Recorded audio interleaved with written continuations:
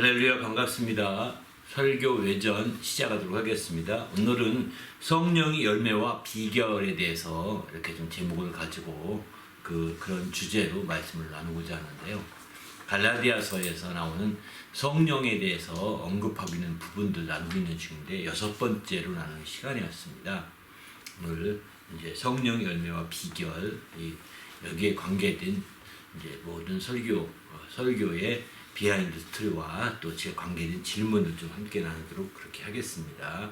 오늘 시작하기 전에 본문 말씀은 갈라디아서 5장 19절에서 26절까지 말씀인데요. 그 중에서 23절, 24절 두 절만 읽고 시작하도록 하겠습니다. 오직 성령의 열매는 사랑과 희락과 화평과 오래 참음과 자비와 양성과 충성과 온유와 절제니 이 같은 것을 금지할 법이 없느니라. 아멘. 이렇게 두 구절을 읽었습니다. 오늘 설교를 통해서 또 관계된 모든 질문들 또 먼저 받도록 하겠습니다. 육체와 영혼이 대적하는 게 아니라 육체의 소욕과 성령의 소욕이 대적한다 하셨는데 다시 한번 설명해 주세요. 육체, 여기 이제 갈라디아서 이제 5장 17절을 보면 육체의 소욕은 성령을 거스르고 성령은 육체를 거스르나니 이 둘이 서로 대적함으로 너희가 원하는 것을 하지 못하게 하려 함이니라. 이렇게 말씀하거든요. 여기서는 이제 육체의 소욕이라고 표명했는데 성령은 성령의 소욕이라고는 하지 않았습니다. 이 개정판 성경에서는.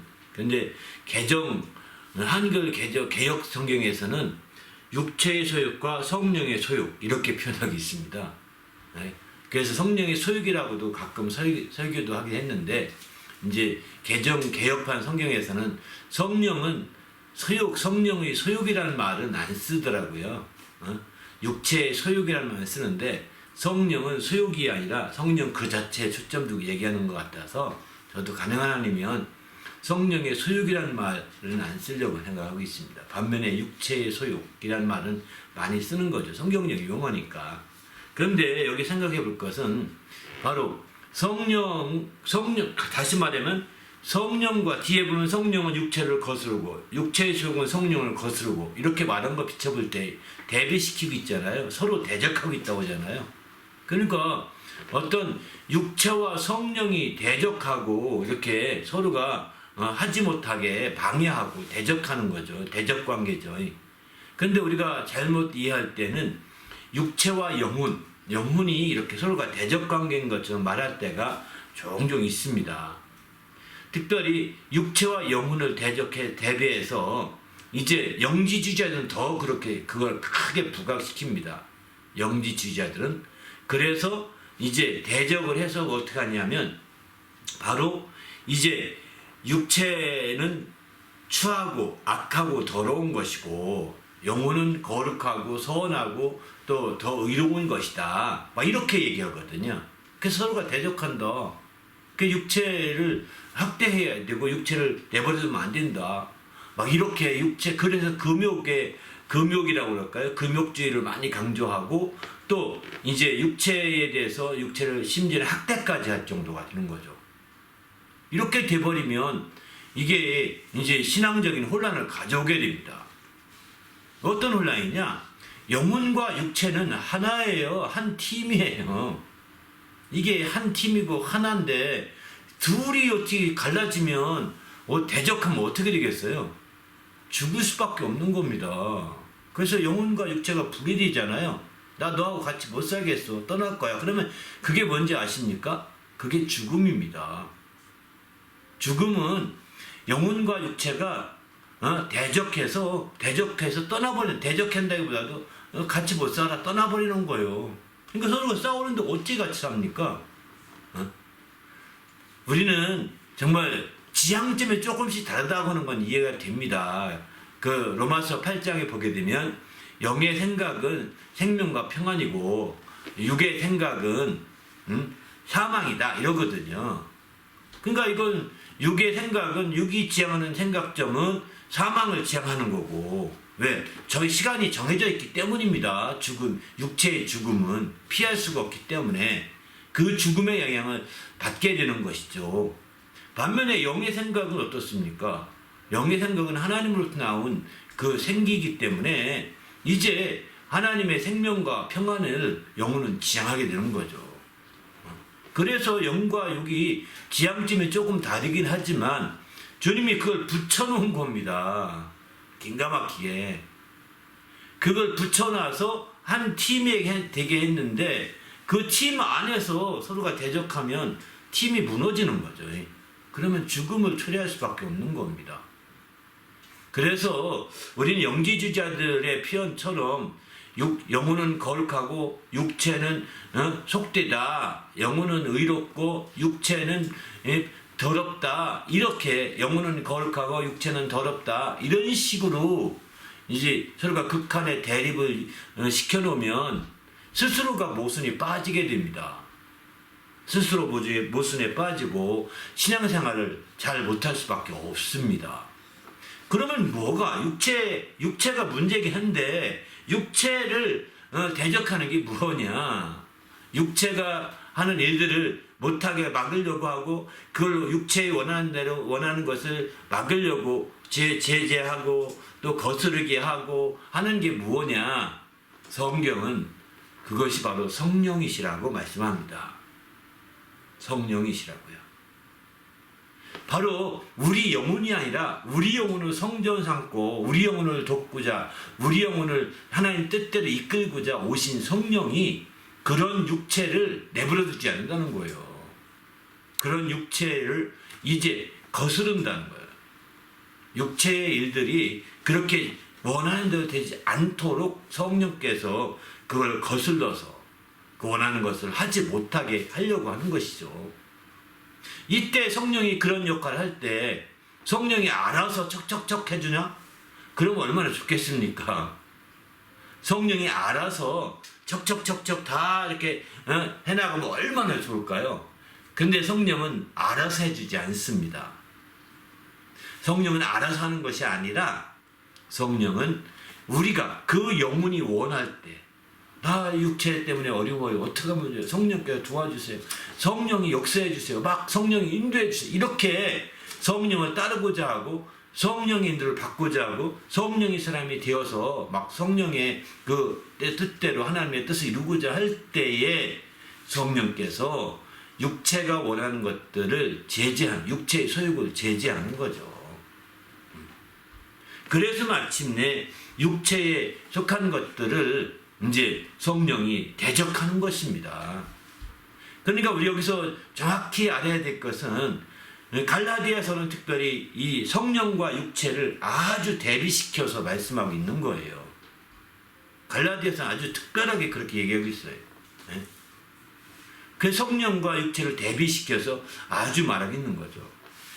그렇게 말할 때 육체는 단순히 우리 육체만을 의미하는 것이 아니라 율법과 연결된 연결된 것도 연결되기도 합니다. 단순히 우리가 육신만 얘기하는 것이 아니라 율법과도 연결되고 또 율법뿐만 아니라 이제 첫 언약과도 연결되는 그런 부분도 없잖아 있습니다.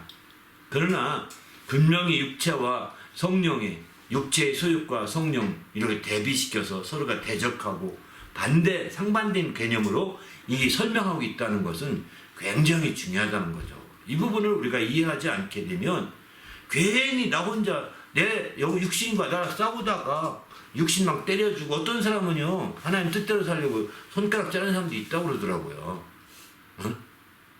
어떤 사람들은 저도 정말 비슷한 그런 경험 할 뻔했는데 손을 잘라버리고 천국 가는 것이 손을 이제 그냥 가지고 지옥 가는 게 낫지 않느냐 이런 말씀을 읽으면서 굉장히 크게 정죄받았거든요. 이유는 뭘까요? 제가 그 손으로 훔쳐먹었던 게 생각나는데 옛날에 저희 어릴 때 초등학교 한 10살 때 되나요? 그 전인가요? 그때 저희 집에 기와집을 멋지게 짓는데 그 기와집을 지을 때 많은 일꾼들이 와서 일을 하잖아요. 그 목소들을 위해서 반찬을 해두는데 그때 반찬 중에 하나가 콩자반이었습니다. 콩자반을 이제 너무 맛있게 해주는데 우리는 안 줘요 어머니가. 그분들만 드리는 거예요. 그래서 너무 맛있어서 정말 맛있어 보여가지고 다 일하다가 어머니도 일처 그 음식 가지고 갔어요. 그때 살짝 올라가서 등받이가 없는 둥그런 의자입니다. 재봉틀 의자 같은 건데요. 그런 재봉틀 등받이가 없이 재봉틀 의자 같은 거 그런 게 있거든. 의자가 그런 의자 갖다 놓고서 올라가서 선반 위에 있던 그 콩자반을 통을 꺼내는데 어떻게 하다 먹고 그다음에 넣었는데 어떻게 손을 막 높으니까 이 몸을 잘 중심 못 차서 이렇게 하다가 툭 쳤어요. 그래가지고 콩자반전자 다 엎어버렸어요. 아 어떡하겠습니까? 대책이 없는 거죠. 그래가지고 이거 담 하나도 못 먹고 어떻게 할 수 없어 도망치자 해서 도망쳐서 이제 그날 밖에 나가 집에도 안 들어왔거든요. 밤 늦게까지 밖에 그 집더미 속에 이렇게 숨어 있었었는데 누나가 찾으러 왔더라고.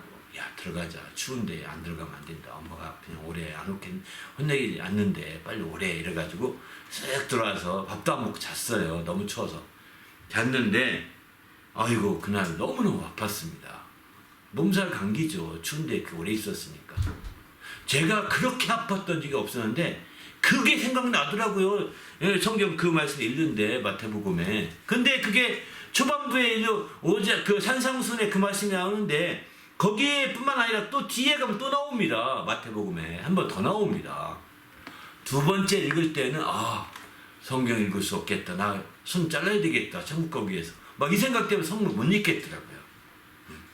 그리고서 이제 사실은 성경을 그때 고3 때 열심히 성경 읽을 때 그렇게 하고서 에이 모르겠다 본고사 준비한다고 그 다음부터 안 읽었거든요. 아무튼 그렇게도 가능하다고요. 손이 원수입니까? 아닙니다. 손이 원수가 될 수 없는 거죠. 내 영혼의 원수입니까? 아닙니다. 그래서 육체가 내 영혼 편에 들게 하려고 자꾸 육체를 길들여야 되는 거죠. 그리고 길들이려니까 육체의 근거를 자꾸 대야 되는 거잖아요. 너는 이미 죽었어. 너는 이미 십자가 못 박아 죽었어. 라고 하면서 자꾸 성경 말씀에 근거를 대면서 육체를 살살살 달래가면서 자기 영혼을 해야 쓸 수 있도록 이렇게 해야지. 극단적으로 육체를 몰아붙여서 밤새도록 하면 며칠 밤새겠습니까? 그건 지혜가 아닙니다. 자기 영혼이 육체를 살살살 달래서 영적인 일에 도움이 되도록 만들어가, 힘이 되도록 만들어 가야지. 그리고 안 되면 이 육체를 원수 삼고 이놈의 육체 새끼 가지고 말이야 이렇게 하지 말고 성령께 의존해야 돼요. 성령이요. 정말 내가 이렇게 하고 싶은데 이 육체가 안 도와줍니다. 육체의 소욕이 자꾸 방해합니다. 그럼 성령이 막 역사해주라 기도하면 성령께서 그걸 대적하는 거죠. 육체가 원하는 것들을 하지 못하도록 막고 대적해 가는 겁니다. 육체가 원하는 것들을 성령이 막아서 이제 하지 못하게 하는. 그래서 그러다 보면 성령의 도움으로 이제 새롭게 역사를 우리 영혼이 승리하는 길이 열리게 되고 그렇게 한 번, 두 번, 세 번 하다 보면 육체는 영혼 편으로 자연히 끌려오게 되는 거죠. 그래서 육체가 원하는, 그리고 또 의지적으로도 그럴 필요 있습니다. 육체가 의지적으로도 육체가 원하는 것이 있다고 느끼잖아요. 피곤하면 자고 싶은 거 육체의 당연한 소욕이에요. 또 뿐만 아니라 정말 우리가 또 골치 아픈 일이 생기면 육체가 점점 더 어려워지고 힘든 게 당연한 거예요.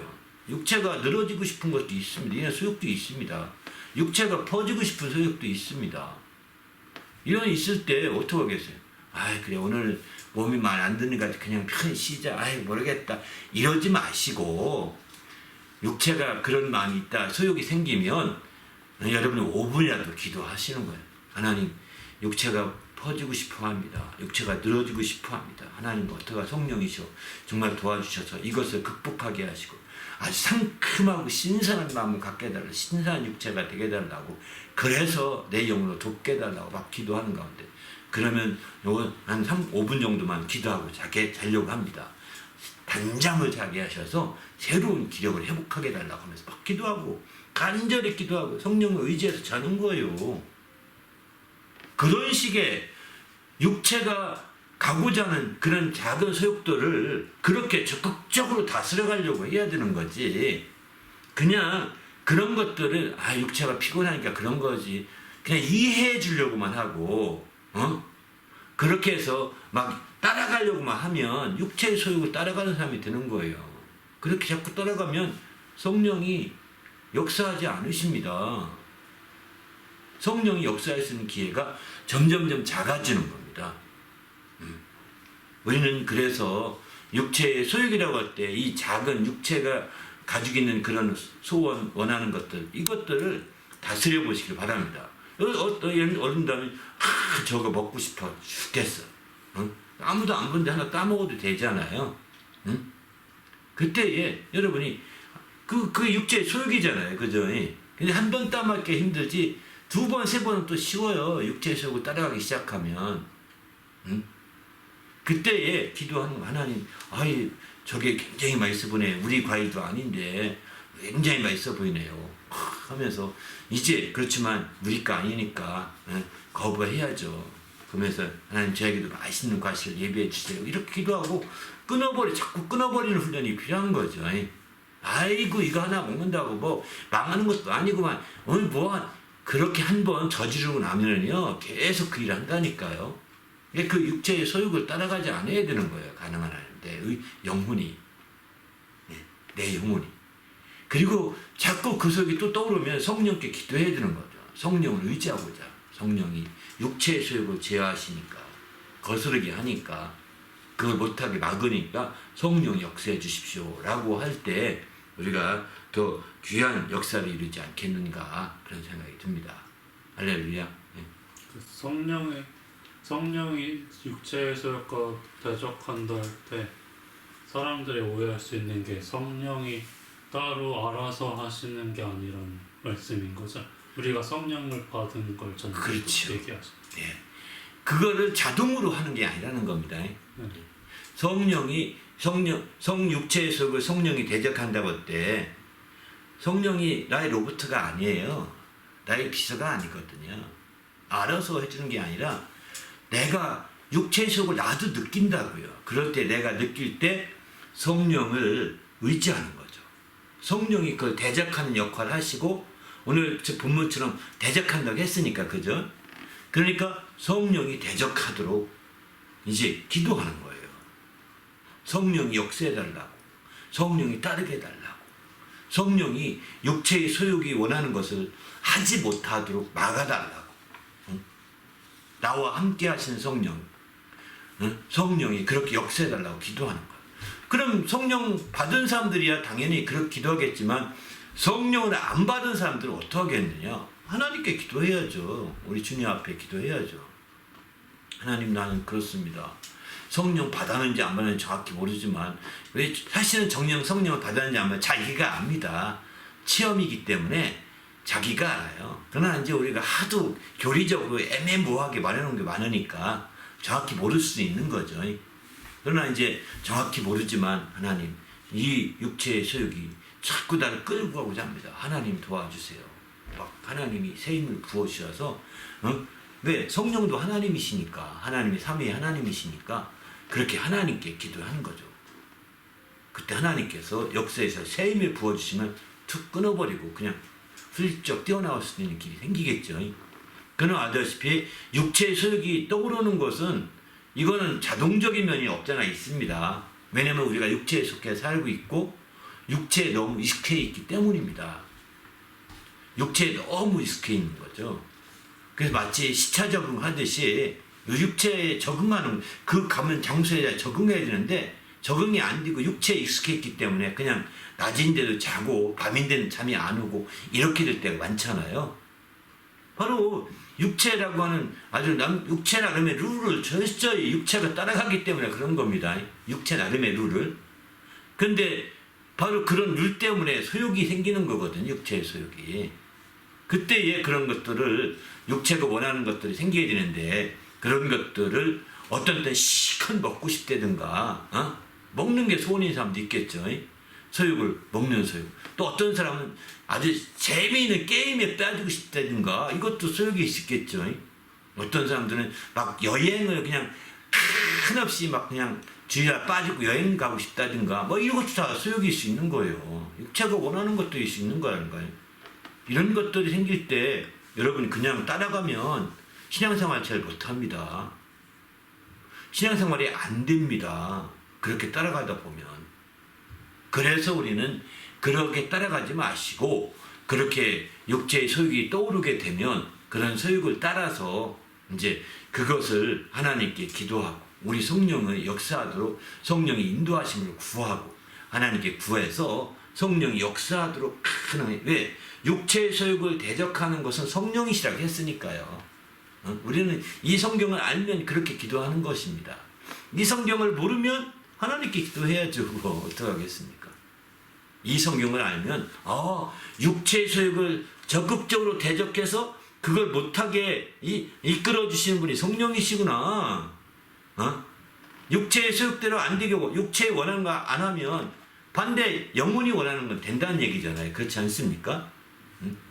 영혼이 원하는 것은 되는 거죠. 그러니까 이게 영혼이 원하는 것을 되게 하려면 성령의 인도하심을 받아야 되는구나. 거꾸로 깨달을 수가 있는 거죠. 반면에 육체의 소욕을 극복하고 그런 것들을 아주 능히 신앙 안에서 정말 우리가 온전히 열매를 맺으려고 한다면 적극적으로 성령을 알아야 되고 성령이 사람이 돼야 되는 겁니다. 성령을 적극적으로 알아야 됩니다. 성령을 모르고서는 이거 알 수가 없는 거예요. 저도 오늘 말씀을 통해서 이렇게 적극적으로 말씀드리는 거예요. 저도 오늘 말씀 이 갈라디아서 오늘 말씀을 증거하면서 이렇게 적극적으로 이 설명을 드리는 거지. 그 전에 이 말씀도 여러 번 나눴었지만 이렇게 깊이 있게 얘기를 못했습니다. 오늘에 와서 저도 성령이 참 깊구나. 이걸 너무나 피상적으로 알았던 성령의 역사가 많았었구나 라고 하는 것을 저는 깨달았거든요. 오늘 설교를 통해서. 그 성령이 정말 우리 육체의 연약함 때문에 나타난 모든 소욕들을 능히 제어할 수 있도록, 능히 그걸 막을 수 있도록, 능히 그것을 거스리게 해서 그 일이 이루어지지 않도록, 원하는 대로 되지 않도록 성령이 역사해야 된다는 거예요. 성령의 그런 사람들이 바로 성령의 사람이고 이렇게 되는 사람들이 바로 이제 참된 크리스찬이라고 할 수 있는 거죠. 이렇게 서로 대적하는 관계라는 것을 한 가지만 알아도 이렇게 성령의 역사를 참으로 많이 간과할 수 있는 겁니다. 육체와 영혼이 서로 대적하는 관계라는 거, 이 한 가지만 알아도 엄청난 거예요. 육체와 영혼이 대적하되 이렇게 반면에 이제 성령의 역사, 성령의 도움 받는 것은 우리의 의지와 기도와 간구와 우리의 주도적인 노력이 요구되는 거죠. 믿음이 요구되는 거죠. 그러나 이제 육체의 소욕이 흘러가는 방향은 거의 자동 모드입니다. 왜? 태어날 때부터 육체를 함께 하면서 이제 육체의 그런 너무나 육체의 속성이 배어있기 때문인 거죠. 그러나 성령이 역사하도록 하는 데는 우리의 적극적인 성령의 인도하고 성령의 기도와 성령의 도움을 구하고 성령의 역사가 있기를 간구할 때 가능하다는 겁니다. 그렇게 해서 성령의 그 능력과 성령이 인도하신 가운데 육체의 소욕을 다스려서 승리하는 성도가 되시길 바랍니다. 괜히 육체를 원수 삼아서 막 욕하고 육체를 원수 삼아서 막 판단하지 마시고 오히려 성령이 역사하도록 성령이시여 역사하소서 내 영혼이 어떻게 할 길이 없습니다. 성령이시여 역사하소서 하고 얘기하고 또 우리 스스로도 육체의 소욕이 떠오르면 그래서 그 방향을 아니까 더 기도할 줄 알아야 되는 거죠. 비록 이대가 육체의 소욕대로 하루 종일 안 자더라도 몇 시간은 자더라도 정말 기도하고 자는 겁니다. 또 여행은 가더라도 기도하고 가는 겁니다. 그렇게 퍼지게 가지 않고요. 먹고 싶어도 퍼지게 먹지 말고 배 터지게 먹지 말고 정말 기도하고서 적당히 먹는 거죠. 이게 다 이제 우리가 우리의 육신을 다스리는 거예요. 육신을 다스려가는 거예요. 육신을 안 다스리면 육신이 메인바가 되어서 육신이 굉장히 육신의 소욕에 의해서 종로로 타는 거거든요. 여러분 육신의 소욕에 종로 사는 사람 많이 보지 않습니까? 무엇보다도 막 먹고 싶은 대로 육신의 식욕의 소욕을 따라서 막 먹어가지고 이렇게 그 비만인 사람들 굉장히 힘들어하더라고요. 비만인 사람들 엄청나게 힘들어합니다. 막 이렇게 먹으면 안 될까요? 또 배 막 먹고 싶어 또 먹는데요. 또 먹는데요. 그걸 안 다스려진다는 성령이 역사하셔야 됩니다. 그런 육체의 소욕. 그러나 이제 안 먹을 수는 없는 겁니다. 먹지만 우리가 알다시피 성령이 역사를 기록하고 적당한 선에서 먹기도 하고 적당한 먹는 거죠. 평상시가 좀 많이 먹어도 적당히 먹어가는 거죠. 그러나 오늘은 이것만 먹겠습니다. 성령의 인도하심을 구하며 이렇게 하고 배고파도 그냥 끊어버리는 훈련도 필요한 거죠. 성령의 인도하심 가운데. 어쨌든 이런 어떤 노력이 성령이 역사하고 육체의 소욕을 제어하려면 이런 인간적인 노력이 필요한 겁니다. 그러나 반대로 육체의 소욕을 따라가게 되면 성령의 역사는 자동으로 막히게 됩니다. 그래서 그거는 안타까운 거죠. 우리가 이 두 가지 잘 조가되어서 신앙생활에 승리하시길 바랍니다. 할렐루야. 그럼 한 번만 더 정리할게요. 기도와 성령 역시는 육체의 소욕을 겨우겨우 이기긴 하겠지만 기도와 성령이 중요하다 말씀하신 거죠? 그렇죠. 그렇고 우리 크리스찬으로서는 기도와 성령이 중요하고 또 믿지 않는 사람, 믿음이 없는 사람일수록 의지가 중요한 거죠. 기도는 안 하더라도. 아이 어찌 사람이 다 먹고 살겠어. 그만 먹어야지. 그만 먹고. 이러는 거예요. 의지가 중요하다는 거예요.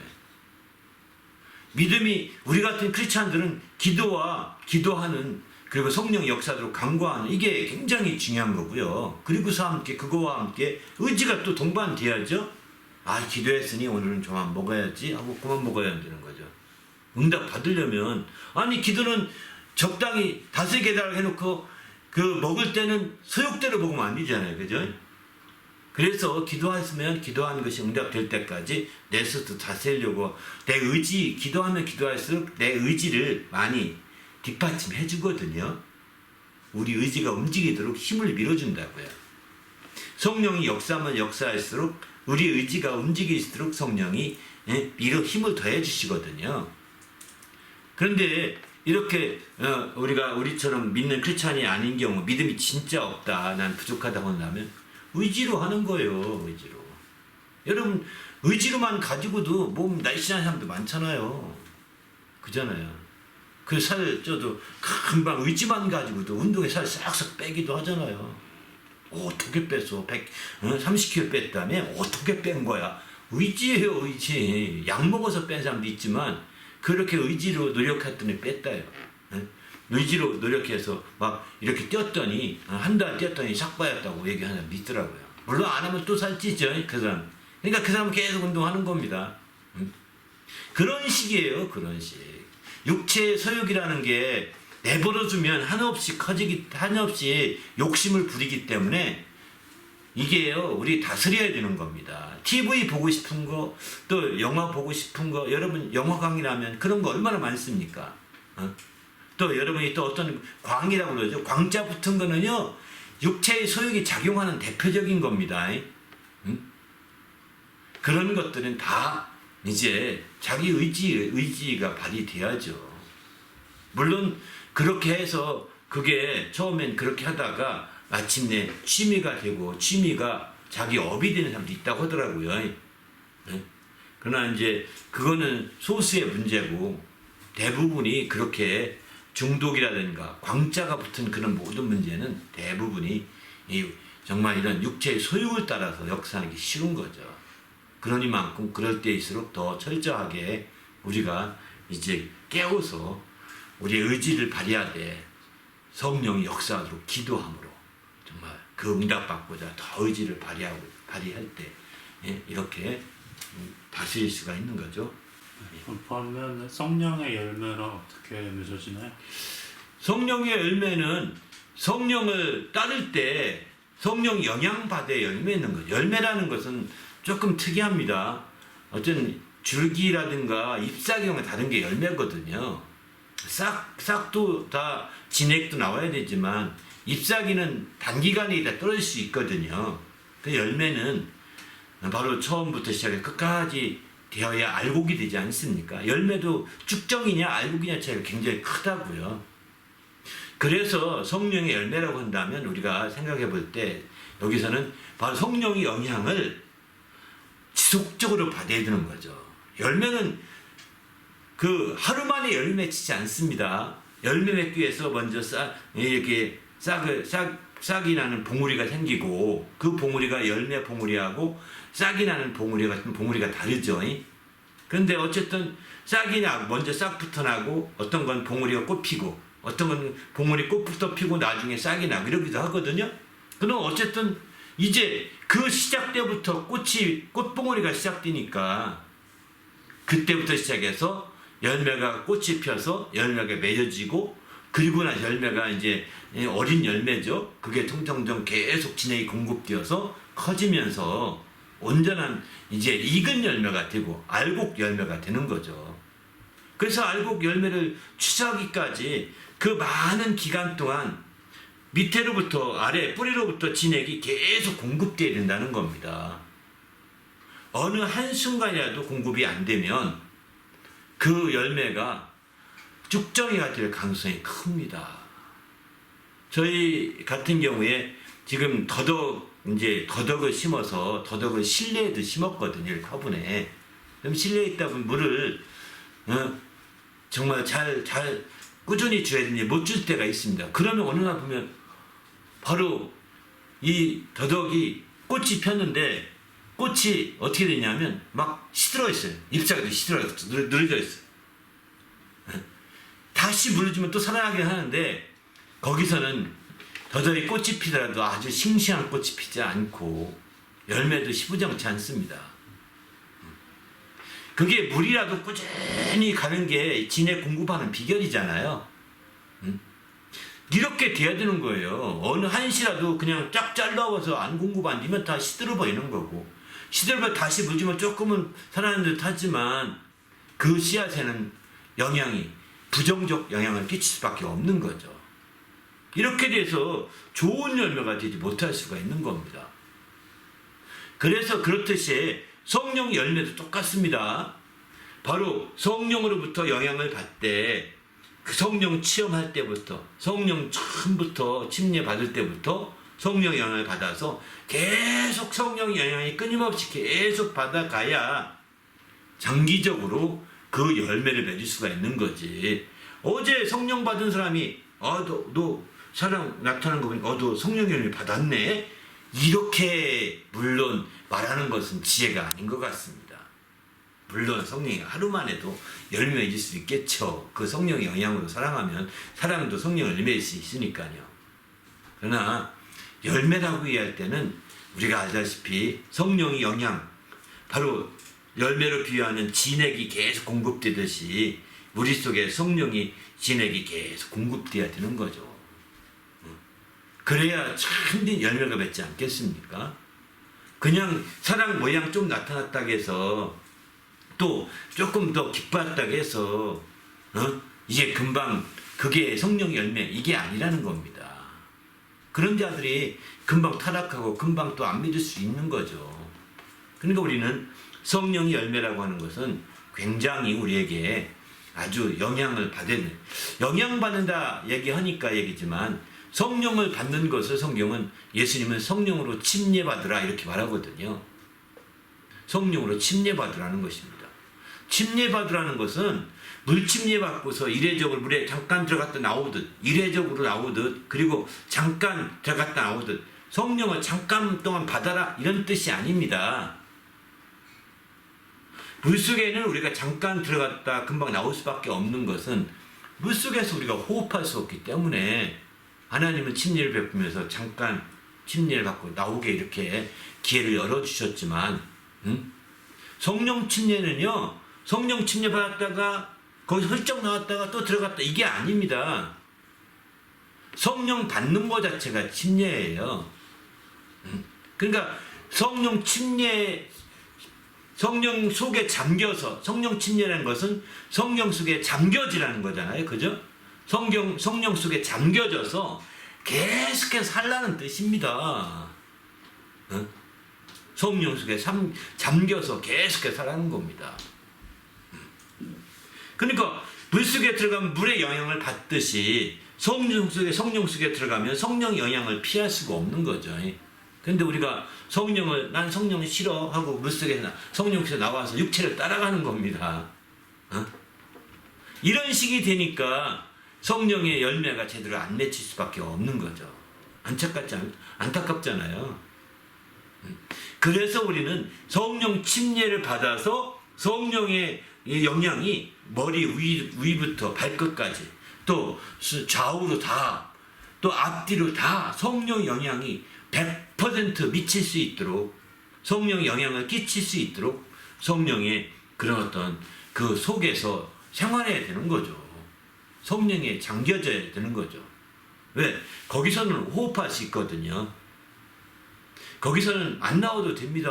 호흡할 수 있는 거예요. 얼마든지 생활할 수 있는 거예요.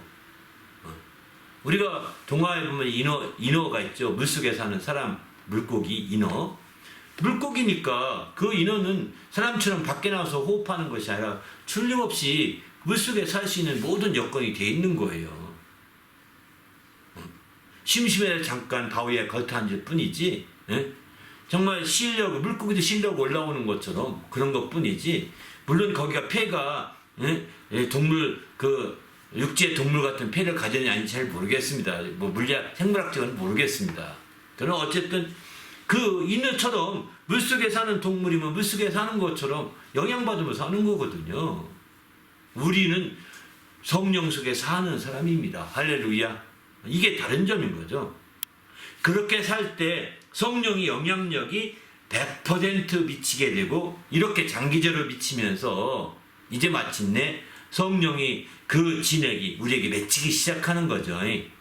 그것이 성령의 열매로 점점 커지고 나중에는 그것이 성령의 열매로 완숙 단계에 이르게 되는 거죠. 이런 사람들이 참된 정말 주의 성도라고 볼 수가 있는 거죠. 우리도 주님 안에서 이런 성령의 열매를 맺어가는 성도가 되시기 바랍니다.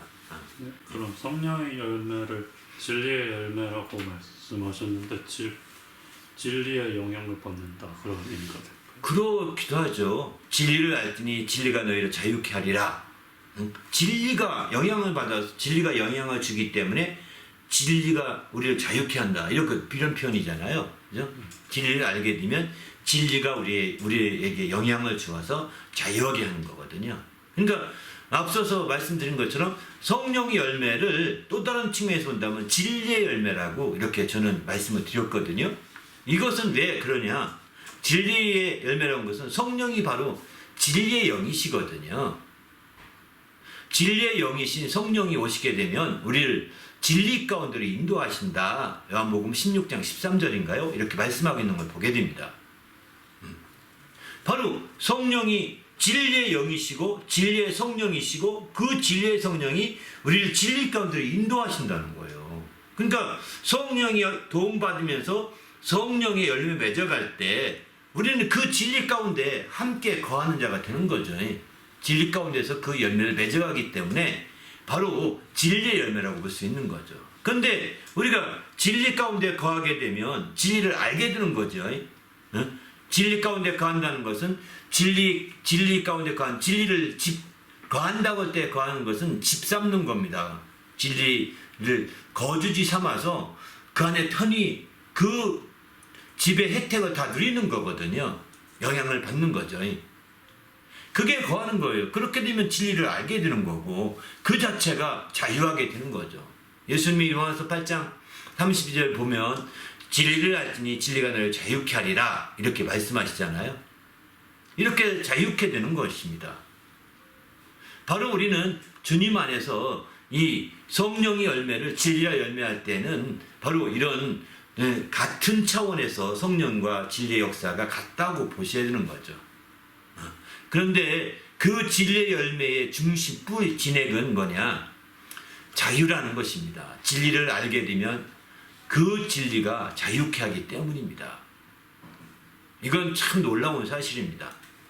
그래서 성령 열매가 사랑, 희락 이렇게 쭉 여러 가지 9가지 얘기하는데 진짜 성령 열매인지 아닌지 분별하려면 어떻게 해야 되느냐? 바로 성령의 열매가 진리의 열매로 이해하고 진리의 열매는 자유케 하는 열매거든요. 진리의 열매는 자유케 하는 열매예요. 진리가 자유케 하는 거니까. 바로 그렇게 함께 접목을 되면 그게 함께 그걸 종합해 보면 알 수 있는 것이 성령의 열매 중에 사랑이 진리의 성령 열매인가 아닌가. 이 자유를 바탕으로 한 사랑이면 진짜 성령의 열매요. 진리의 열매인 거죠. 성령의 열매와 진리의 열매를 같은 개념으로 얘기할진데 더 말할 것도 없는 거죠. 진리 한 가지로만 말할 것이 아니라 그 바탕이 진리의 바탕이 자유가 되니까요. 그래서 사랑이 억지로 그 자유함이 없이 내가 저주받을까봐 막 사랑하고 이런 거는요 성령의 열매가 아닙니다.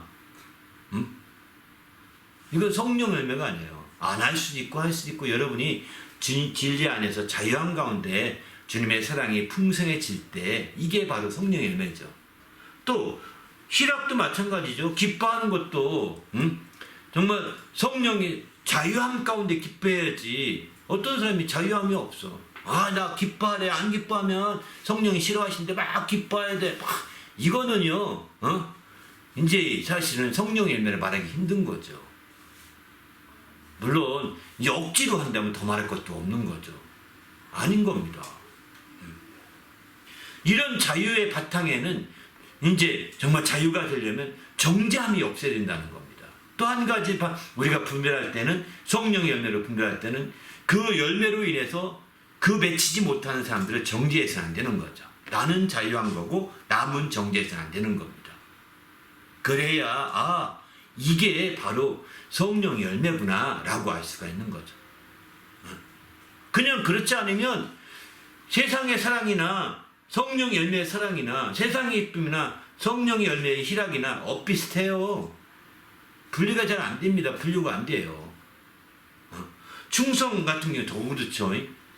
세상에 얼마나 충성을 강요합니까? 세상의 충성이나 주님 안에서 성령의 열매의 충성이나 거의 엇비슷해요. 근데 나의 중심 동기가 진리에 속한 열매이기 때문에 자유함으로 하느냐.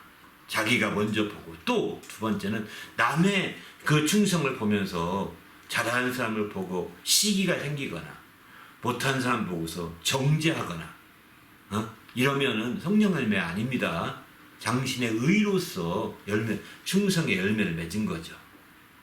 그것도 하나 충성 못해 쉽게 판단하고 정죄하면 이건 아닙니다. 내 스스로 분별하라고요. 나를 분별하는 남들 문제는 모르겠습니다. 저는 그렇게 생각할 뿐인 거죠. 내 속에 참된 자유로 충성하는가? 내 속에 참된 자유로 온유해지는가? 내 속에 참된 자유로 절제하는가? 내 속에 참된 자유로 양선이라고 그러죠? 선을 행하는가? 이런 것들을 여러분 분명히 보셔야 되는 거죠. 그럴 때 마침내 그런 부분들을 우리가 이제 정말 먼저 판단할 수 있고 두 번째는 내가 행한 나의 양선이 나의 선을 행함이 상대방을 정죄하거나 판단하는 쪽으로 쓰이거나 아니면 내가 괜히 우쭐해지거나 이래서 안 되는 거죠. 이것은 다 자기 의로서 행한 거예요. 성령의 열매 아닙니다. 분별해야 합니다. 성령의 열매가 성령이 진리의 성령이시기 때문에 성령의 열매는 또한 진리의 열매라고 볼 수가 있는데 그 진리의 열매가 이렇게 분별이 되어야 가능한 거죠. 그렇지 않게 되면 이게 어려운 거죠. 우리는 주님 안에서 이 부분을 좀 잘 이해하시기 바랍니다. 할렐루야. 그래서 자유를 바탕으로 한 성령의 열매, 그리고 더 나아가서는 정죄하지 않는 성령의 열매, 그리고 내가 교만해지지 않은 성령의 열매, 이런 것들이 필요한 거예요. 이런 것들로 자신이 맺어지고 있는 성령의 열매가 참된 것인지 아닌지를 분별해 볼 수 있다면 최고 좋을 것 같습니다. 할렐루야. 예. 오늘 성령의 열매와 행복의 관계를 얘기하셨는데 한 번 더 성령의 열매에 대해서 설명해 주세요. 예, 여기서 그 문제 성령의 열매와 행복의 부분을 얘기하려면 이 말씀을 짚고 넘어가야 될 것 같습니다. 이 같은 것은 금지할 법이 없다 이러거든요. 이 같은 것은 금지할 법이 없다 이렇게 말하는데 바로 이 금지할 법이 없다고 하는 이 말씀은 무슨 뜻이냐면 금지할 법이 없는 사람이 누군지 아십니까? 세상에서 이 왕이에요. 왕만이 금지할 법이 없는 것입니다. 요즘 20세기 21세기의 왕들은 대부분이 금지할 법이 있죠. 왜? 왕 위에 헌법이 있기 때문에 금지할 법이 있는 거예요. 왕 위에도. 그런데 그 이전에 입헌 군주제가 세워지기 이전에는 왕은요 그 위에 법이 없습니다. 그 위에 법이 없어서 왕이 다 최고 위에 상위의 법이에요. 다 모든 밑에 있는 법들은 왕이 집행하기 위해서 사용하는 법들이잖아요. 왕이 법을 조정할 수 있어요. 만들어갈 수도 있어요. 그렇게 이게 금지할 법이 없는. 그래서 여기서 이런 성령의 열매는 금지할 법이 없다는 것은 이런 성령의 열매는 누구도 이것에 판단 내릴 수가 없고 누구도 이것에 대해서 잘못됐다 말할 수도 없고 누구도 이것에 대해서 아무도 그것을 거역할 수가 없다는 겁니다. 그만큼 최상위에 속한 거라는 거죠. 다시 말하면 이 성령의 열매라는 것은 임금의 권한 같은 권한으로 맺어진 열매라고 보면 됩니다. 임금의 권한 같은 권한으로 맺어진 열매인 거죠. 근데 그 성령의 열매가 바로 진리의 열매라고 그랬죠. 진리는 자유가 있는 거잖아요. 바로 임금만큼 자유 있는 사람이 없습니다. 임금은 최고의 자유를 누리거든요. 모든 걸 자기 마음대로 다 할 수 있으니까요. 임금은 최고의 자유를 누립니다. 이런 자유로 이제 임금이 막 모든 걸 다 가져가잖아요. 여러분 세상에서 임금 왕이라는 것이 왕제도가 어떤지 여러분 공부해서 잘 아시겠지만 성경에는 이 왕제도에 대해서 말하는 게 있습니다. 왕제도에 대해서 말하기를 이 사무엘상 8장에 보게 되면 이제 이스라엘 백성들이 가나안 땅에 정착한 후에 얼마나 왕이 자유로운지 왕의 권한이 센지를 여긴 잘 가르쳐주고 있거든요. 바로 금지할 법이 없는 왕이기 때문에 그렇습니다. 그때야말로 이게 당시에 이때 배경은 이제 바로 이게 3000년 전 얘기거든요. 3000년 전. 칠급해서 한 300~400년, 400~500년 지나고 니까 한 1000년 전 그때죠. 1000년 그 칠해급하고서 1000년쯤 되는 거니까 지금도 3000년 전 얘기입니다. BC 1000년 전쯤 얘기니까 왕이 세워질 때 그때지 않습니까? 다윗 왕이 세워질 때가 BC 1000년쯤 되거든요.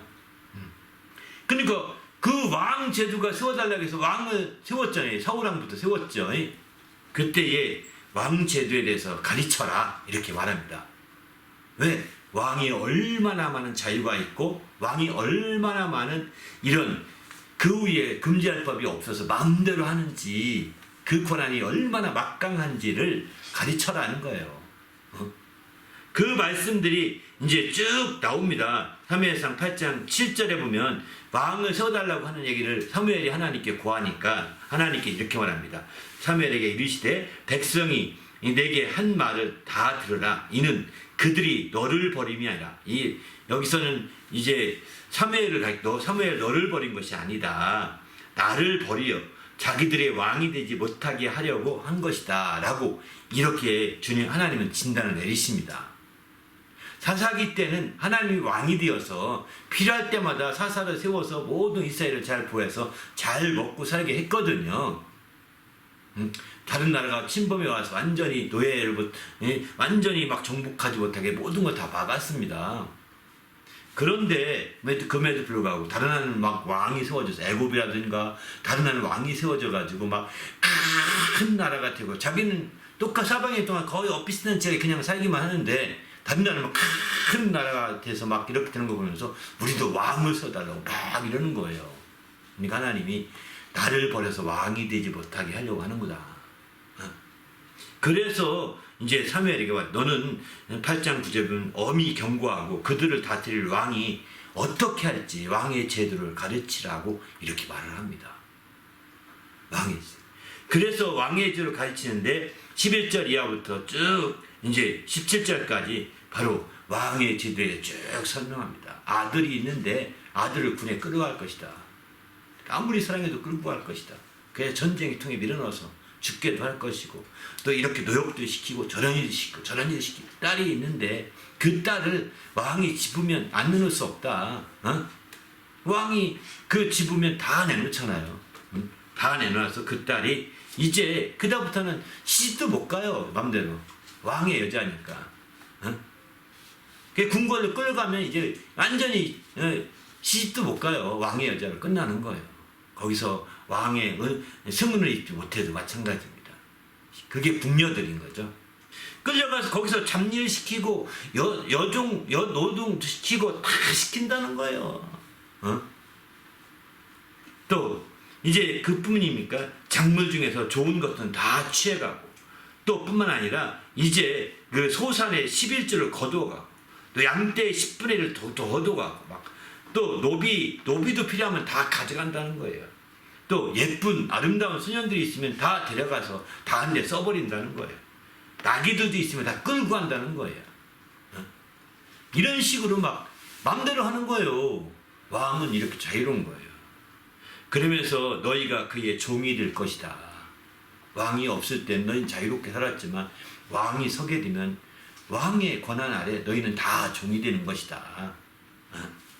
이렇게 17절 하반절에 그렇게 말하고 있는 거죠. 그렇게 되면서 왕제도의 폐단이 반드시 느끼게 되고 왕이 없었으면 더 좋았었는데 괜히 왕 세워달라고 했구나 라고 느낄 수밖에 없게 된다는 거예요. 그날에 18절 보면 그날에 폐단을 느끼는 그날에 너희는 너희가 택한 왕으로 말미암아 하나님께 부르짖으며 기도하게 될 텐데 그날에 여호와께서 너희에게 응답하지 아니하시리라. 왕제도의 폐단으로 인하여 너희가 정말 하나님께 부르짖어 기도하지라도 하나님이 응답하지 않아. 너희가 세워달라고 했잖아. 너희가 알아서 정리해. 이거지. 대책이 없다. 하나님이 응답해서 다시 왕을 바꾸고 이런 게 하지 않는다는 거예요. 왜 제가 이 말씀을 아주 얘기 깊게 드리냐면 바로 성령의 열매는 임금의 권한 같은 권한으로 맺어진 참 자유 가운데 있는 열매거든요. 참된 자유를 누리면서 맺어진 열매거든요. 질게서 진리의 열매라고도 말씀을 드리는 겁니다. 그런 열매이기 때문에 금지할 법이 없는 거예요. 그래서 이 열매는 최상의 열매예요. 최고의 열매예요. 최선의 열매라고 볼 수 있는 거예요. 최상인 거죠. 임금만큼 더 상이 없으니까. 최고의 열매죠. 최선의 열매인 겁니다. 이런 열매를 우리가 정말 성령의 열매라고 볼 수 있는 거죠. 그럼 왜 이런 열매를 우리가 행복과 연결시키느냐? 이런 열매를. 왜냐하면 우리 신앙인의 행복은 바로 진리로 말미암아 자유의 행복이거든요. 진리로 말미암아 얻게 된 자유의 행복인 거거든요. 다른 행복이 아닙니다. 행복 앞에 붙이시는 단어가 사실은 영광의 행복, 구원의 행복 다 붙일 수 있지만 그 중에 가장 바람직한 자유의 행복, 자유를 바탕으로 하는 행복인 겁니다. 자유를 바탕으로 하는 행복인 거예요. 진리를 알게 되면 진리가 자유케 하고 성령을 받으면 그 진리의 성령이기 때문에 진리 가운데 인도하시고 그 진리를 알게 되면 진리 가운데서 우리가 자유하게 되는 거죠.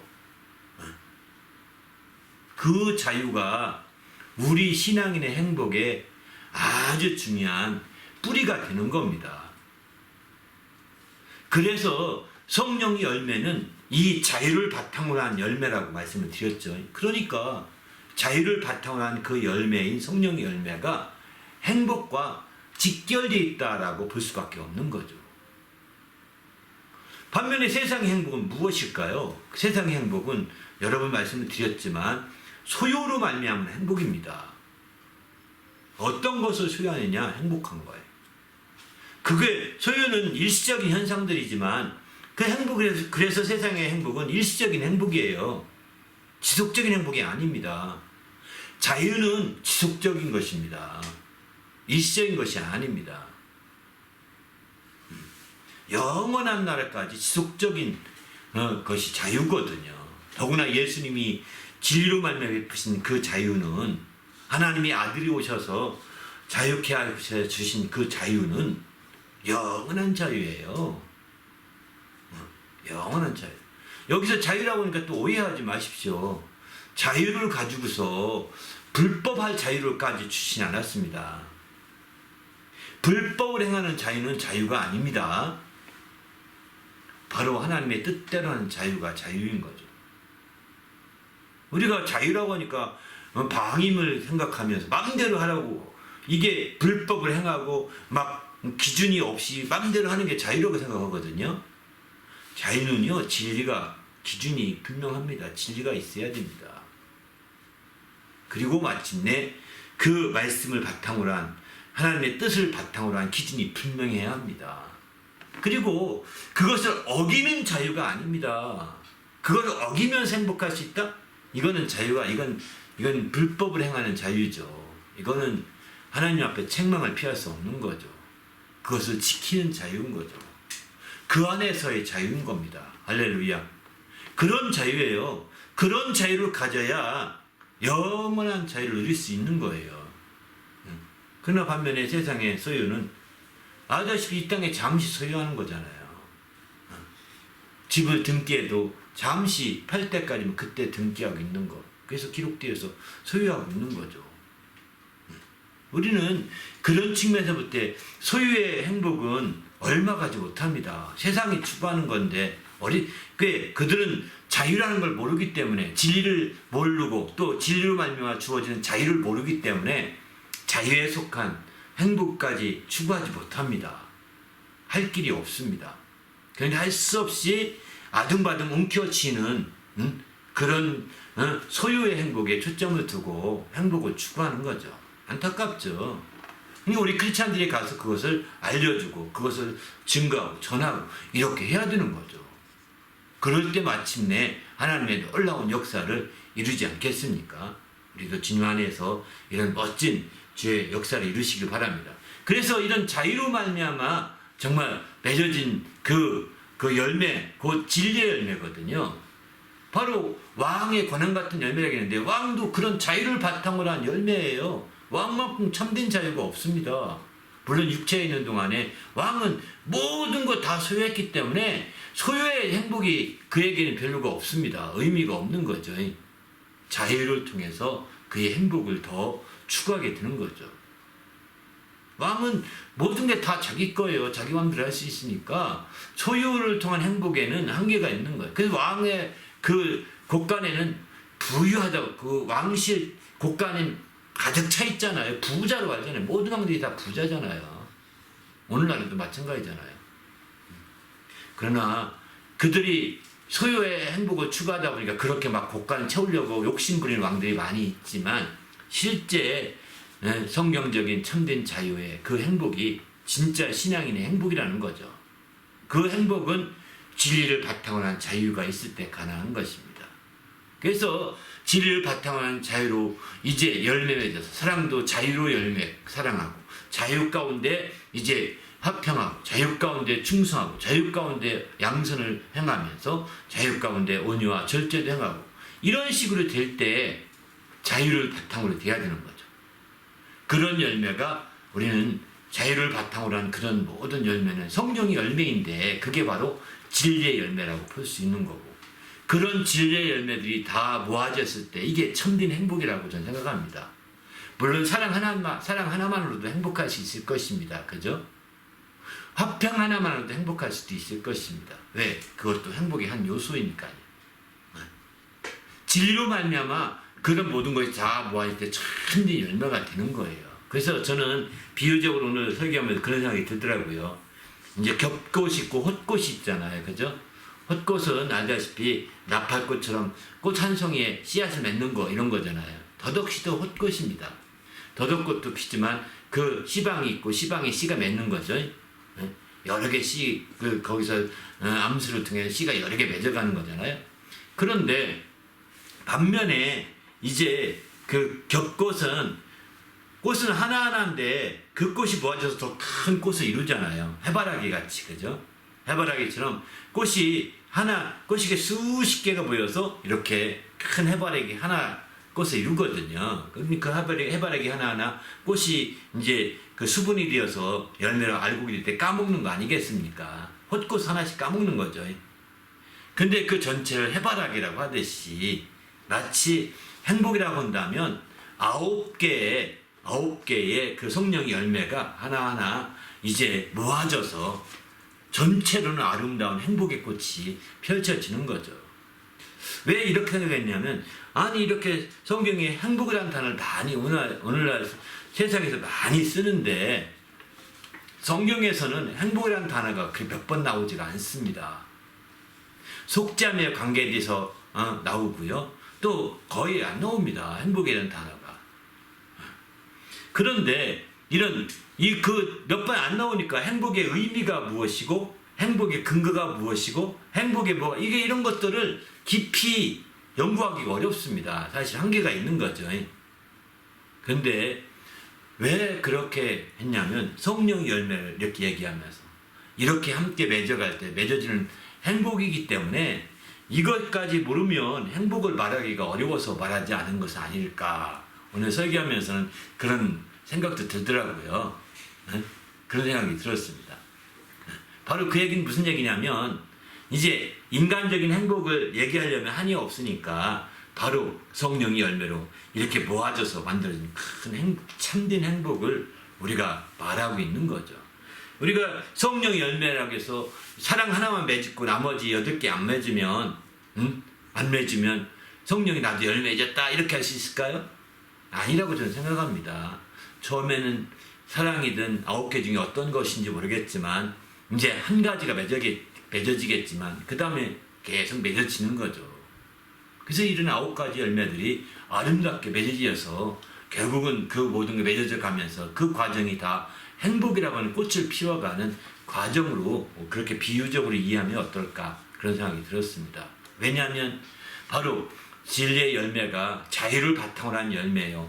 또 성령의 열매가 자유를 바탕으로 한 9가지 열매로 나타나기 때문에 자유를 바탕으로 우리가 궁극적으로 우리가 누리게 될 행복은 바로 그런 열매를 통해서 얻어지는 것이 아니겠는가라고 이렇게 아마 성경적인 근거는 없습니다만 연결시켜서 이렇게 이해해 보고 있습니다. 물론 여러분 중에 다르게 생각하는 분도 있을지 모르겠습니다. 성경의 근거가 딱 부러지게 나오면 쉽죠. 그런데 그렇지 않으니까 이렇게 딱 부러지게 말하기는 어려운 점은 없잖아 있는 것 같아요. 그러나 이제 이런 점에서 우리가 볼 수가 있는 거죠. 하여튼 성령의 열매가 이렇게 우리를 참으로 자유를 바탕으로 누리게 하는 행복과 직결되어 있다는 거, 어떻게 아주 직접적으로 연결되어 있다는 것은 부정할 수 없는 것 같습니다. 그래서 성령의 열매에 맺어가면서 이렇게 참된 행복을 누리시길 바랍니다. 할렐루야. 예. 말씀 전하시면서 알게 된 말씀이나 더 나누고 싶으신 부분이 있으신가요? 한 말씀만 더 나눌게요. 오늘 이제 성령의 열매를 우리가 맺게 되게 하는데 근본적인 원인이 이 설교를 다 준비하면서도 그 부분까지는 미처 깨닫지 못했었는데 설교를 다 준비하고 이제 마지막 정리하는데 그 말씀이 탁 떠올랐습니다. 그 말씀이 어떤 말씀이냐면 본문의 24절의 말씀입니다. 그리스도 예수의 사람들은 육체와 함께 그 정욕과 탐심을 십자가에 못 박았느니라. 이런 말씀이거든요. 이 말씀이 탁 떠오르면서 성령의 열매 맺게 그리고 육체를 능히 극복할 수 있도록 주님이 이렇게 성령을 따라가서 성령 영향받으면서 열매 맺도록 이렇게 근거를 마련해 주었구나 라고 하는 것을 마지막에 깨닫게 되어서 다시 한번 이게 마지막 부분 정리했던 기억이 납니다. 이 설교도 이 부분도 일부 설교는 시간이 있어 했는데 2부 때는 시간이 없어 설교도 못했습니다.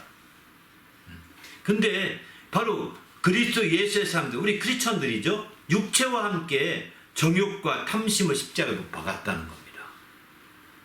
참, 바로 정욕과 탐심이 속한 육체에 속한 모든 죄악이 다 못 박힌 거죠. 네, 못 박힌 겁니다.